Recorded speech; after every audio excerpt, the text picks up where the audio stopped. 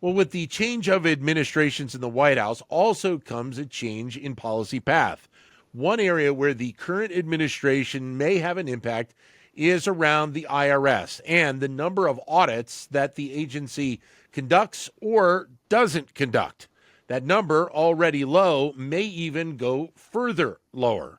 Ben Sprung-Keyser is an assistant professor of business economics and public policy here at the Wharton School, and he has looked deeper into this and joins us right now. Ben, pleasure to have you with us today. Thanks for your time. Great to be here.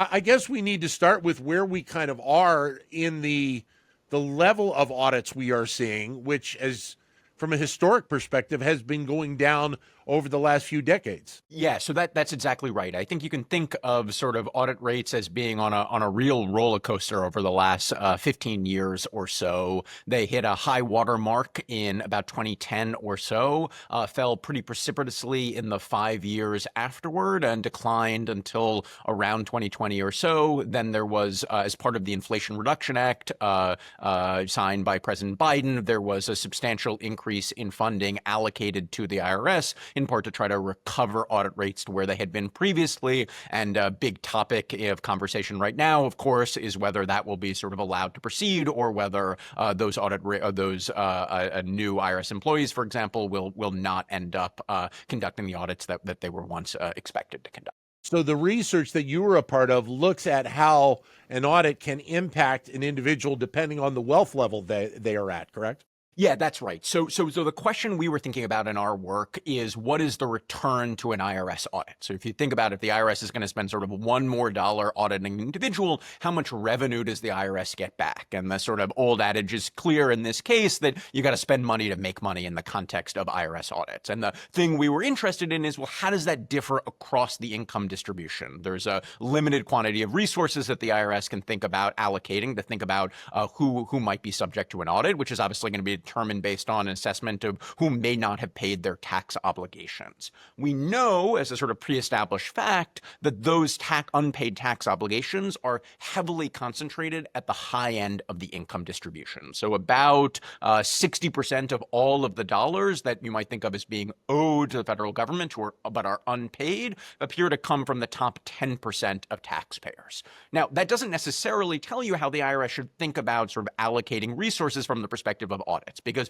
it may also be, for example, that money is particularly difficult for the IRS to collect, that high-income taxpayers have complicated returns, they have complicated business structures, whatever that may be, that may make it difficult for the IRS to collect revenue there. And so the question we asked is, well, if the IRS is going to spend money conducting audits, what does it get back from those audits, and how does that differ across the income distribution? And obviously that is something that an agency like the IRS wants to make sure that they maximize. The dollars that they spend are obviously going in an area or a focus that can return the most on that investment. So that's exactly right. One of the considerations for the IRS, of course, or at least, I think a reasonable consideration might be, how do you think about the return on your individual dollars here? And so in the context of our research, what we find is that the return on IRS spending is higher when auditing high-income taxpayers as compared to low-income taxpayers. And so the estimates here, for example, suggest that the IRS may return about $12 for each individual dollar it spends auditing when it focuses on taxpayers in the sort of top 10% of the income distribution. That number is sort of less than half when it comes to lower income taxpayers. Does this suggest any potential policy changes that an agency like the IRS should probably consider then moving forward in order to be able to maximize the revenues that they have from the federal government?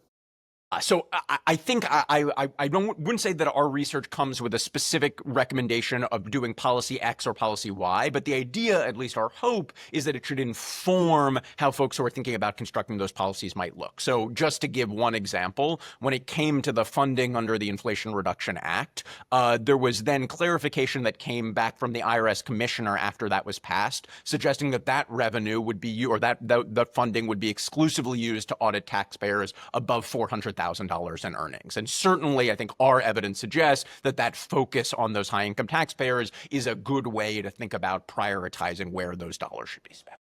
But if we're talking about a time where maybe the IRS is going to have a lower number of potential audits, then you're talking about that revenue number having a direct impact down the road as well. So that's certainly right. It's certainly the case that, for example, a reduction in IRS spending means a reduction in revenue in this case as it comes from that.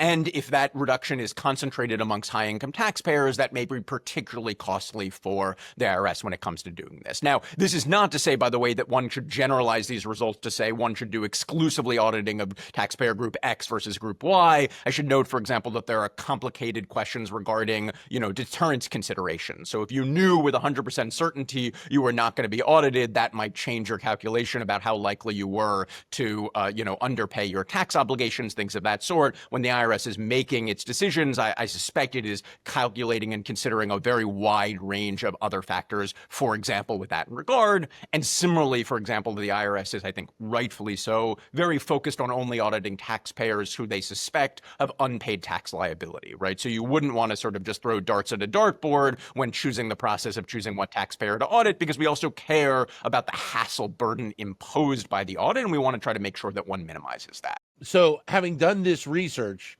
what do you think is the takeaway that people should truly understand about the process and maybe what we will see in the future?